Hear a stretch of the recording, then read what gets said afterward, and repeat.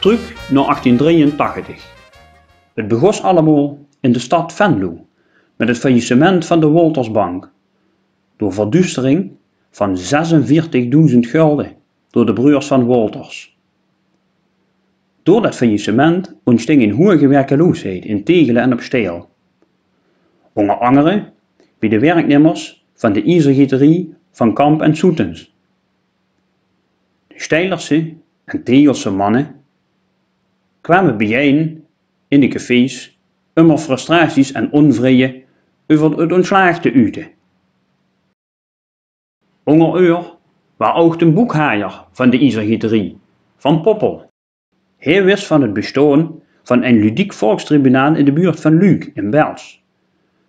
Hoe verdachte op ludieke wijze door een stel duvels veroordeeld worden tot de vuurdood in de ketel. Zo sting Van Poppel aan de weg van het Steiler ketelgerecht, waar onder toezicht oog van de bevolking de gebroers Wolters voor een schertsrechtbank wordt gedaagd en het moesten ontgelden in de ketel. Ook de Spekvot en de Nekse, twee mensen met weinig moraal, moesten eraan geloven.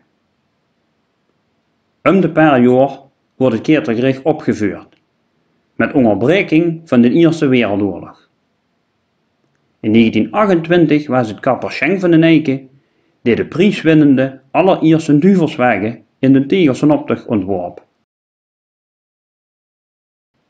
In de hongerwinter van 1944 beloofde men in Tegelen dat er 25 jaar geen vastelovend gevierd zou worden als de oorlog stopte, maar de Steilersen zullen geen Steilersen zien als ze met een rechterswagen in de bevrijdingsoptocht liepen en de Duitse kopstukken in de ketel lieten verdwijnen. Door de jaren heen ontsnapte de beklaagde van plaatselijk en landelijk formaat niet aan het onverbiddelijke oordeel van de rechters. In 1952 wordt de belofte uit de oorlog officieel verbroken en wordt er een vastelovensvereniging opgericht, die op vandaag nog steeds floreert. Vooropgegaan door de duvelspolitie en met de klanken van de Joekskapel. Het gerecht doet nog eens in de 5 jaar van zich huren. En dat alles onder bezielende aanvuring van Vos Lucifer en zijn kleine kamereutje, de jeugd Vos Lucifer. Blijft er een duvel